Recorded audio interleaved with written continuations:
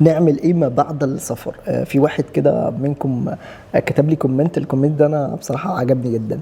قال لي انتوا دايما بتحكوا آه، قبل السفر، يعني ازاي احنا نسافر، الخطوات اللي احنا نعملها، بس ما فيش حد فيكم حكى ما بعد السفر.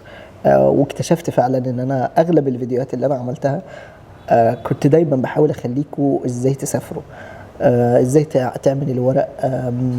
كنت باخدكوا في مراحل حياتية معايا في ألمانيا، بس ما كنتش بعرفك انت المفروض تعمل ايه لما توصل ألمانيا او اوروبا بشكل عام، لان هم نفس الكونسبت في كل حاجة، نفس البلاد الأوروبية شبه بعض قوي في حاجات كتير.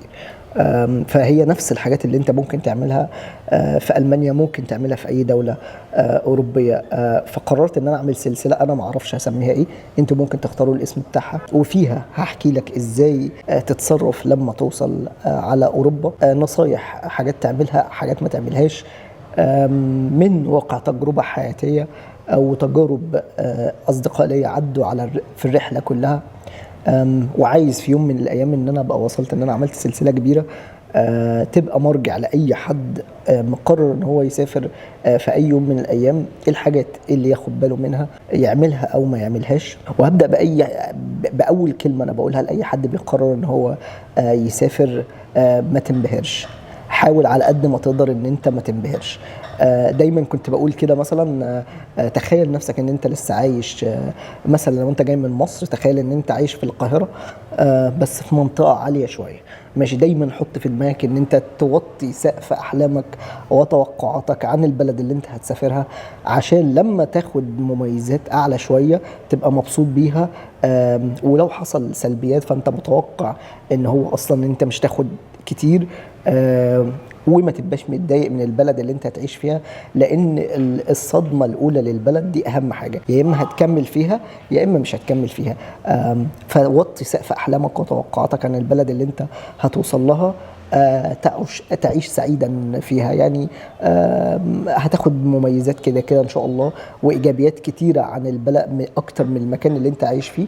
بس ما تتخيلش ان انت رايح للجنه، توقع انك رايح لمدينه عاديه خالص فيها ايجابيات وسلبيات. تاني حاجه، ودي نقطه مهمه جدا حصلت معايا انا شخصيا: اكسر حاجز الخوف من البلد. كلمة اتقالت لي أول ما وصلت على ألمانيا من شاب مصري كان معايا في الشقة اللي أنا كنت قاعد فيها، أول شقة قعدت فيها في ألمانيا. قال لي: اوعى تتخيل إن في حد هياخدك من إيدك يخرجك تكسر حاجز الخوف من البلد. لأن أول ما وصلت، رغم إن أنا عندي صحاب، رغم إن أنا عندي معارف كتير، كنت قلقان من البلد. لا اكذب ولا اتجمل، لان اقول ان انا كنت مرعوب اخرج من الشقه، لان كنت حاسس ان انا مش فاهم اي حاجه. المواصلات دي هعمل فيها ايه؟ مش فاهم اي حاجه، رغم ان انا كنت معايا الماني وكنت بذاكر الماني، بس عمري ما انسى اول ما وصلت ان انا مش فاهم الناس اللي في الشارع، ودي حاجه طبيعيه جدا. فهو قال لي الجمله دي، فانا عملت كل ما هو مجنون ممكن تتخيلوه. خدت ما كانش معايا حتى لا تذكره مواصلات، لا نت لسه واصل.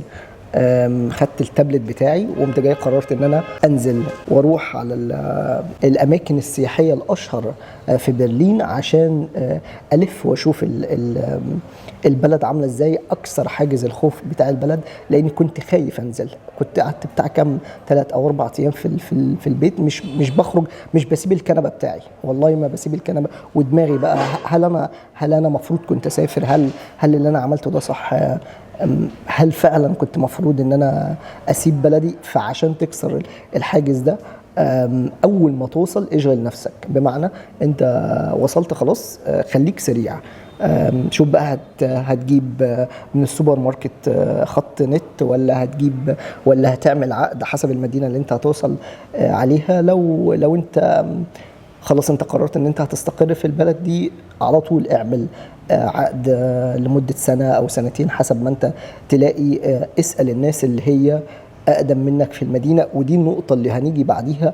قبل ما تسافر انت لازم تبقى عامل كونكشنز حلوه في المدينه اللي انت هتوصل عليها. كل مدينه، وانا دايما مقتنع بده، واللي يقول العكس ده يبقى مش عارف اي حاجه، ان كل مدينه في اوروبا هتلاقي فيها ناس جدعان، سواء مصريين سواء عرب، ناس من الناس القديمة اللي بتساعد الشباب الجديدة.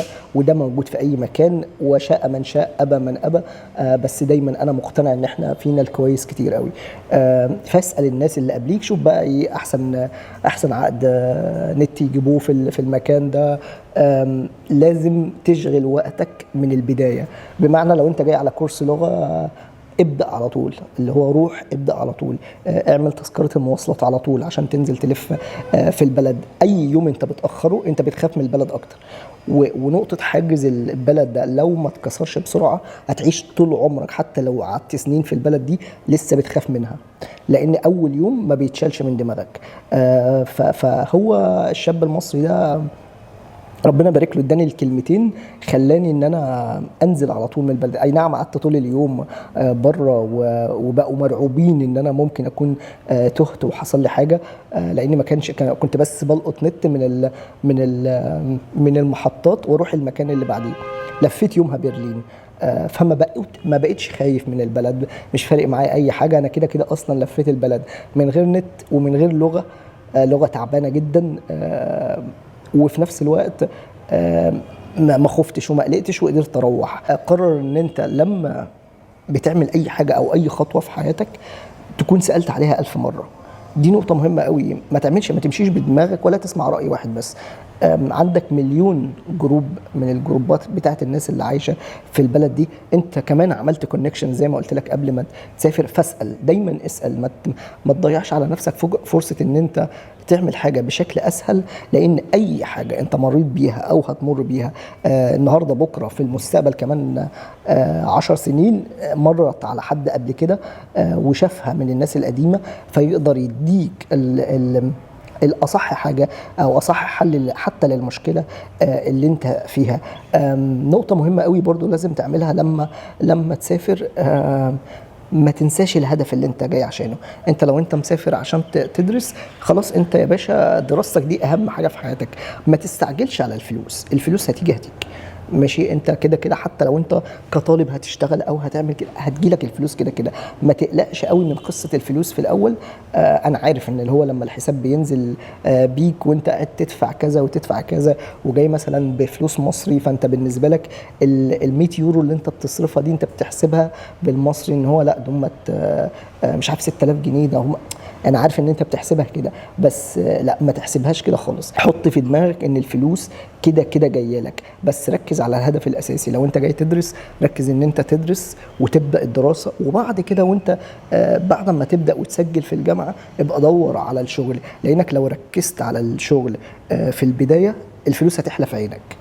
انك انت ايه ده انا يا باشا ده انا جاي باخد 1000 ونص وانا لسه طالب وبتاع ومش عارف ايه ولا مش عارف بوفر قد ايه.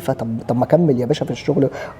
دراستك اهم من اي حاجه. خلص دراستك وبعدين امسك شهادتك في ايدك واشتغل اي حاجه انت عايزها ايا ما كانت بقى. انت ايه تشتغل في مجال دراستك، ما تشتغلش في مجال دراستك، انت حر. معاك شهاده من البلد نفسها. اما ما تضيعش الهدف الاساسي اللي انت جاي عشانه لمقابل ان انت تاخد شويه فلوس وتكتشف ان انت حالك في البلد من اسوأ ما يكون، لان اقامتك بتجددها بصعوبه في مكتب الاجانب، لانك انت جاي على دراسه وانت ما بتدرس او ما سجلتش في الجامعه او ما عدتش ترم او 2 أو 3 أو ما خدتش كام مادة. فبالنسبة لك الموظف هيضغطك وهتكتشف ان وضعك في البلد بقى مزري، والسنين بتعدي رهوان. هتلاقي السنتين دمت اللي انت مجددهم إقامة دمت عدوا في ثانية. فاوعى تنسى الهدف اللي انت جاي عشانه. اما لو انت جاي على شغل ومثلا انت خلاص انت استلمت الشغل بتاعك واستقريت في البلد، عدى مثلا شهر شهرين، خلاص الشغل بقى ستيبل، بقيت بتعرف تعمل الشغل، قرر النقطة الأقوى جنبيها ان انت تبدأ لغة بأسرع ما يمكن ايا ما كانت البلد هي ايه. لان لما بتركنها سنة سنتين 3 4 بتكتشف ان انت مش هتعملها، مش هتتعلم اللغة لان كنت اتعلمتها من الاول. ودايما خلاص عقلك الباطن يقرر ان هو يا عم كنت استعلمت من 5 سنين، فبتكتشف ان انت في نقط كتير قوي في حياتك كنت ممكن تاخدها احسن.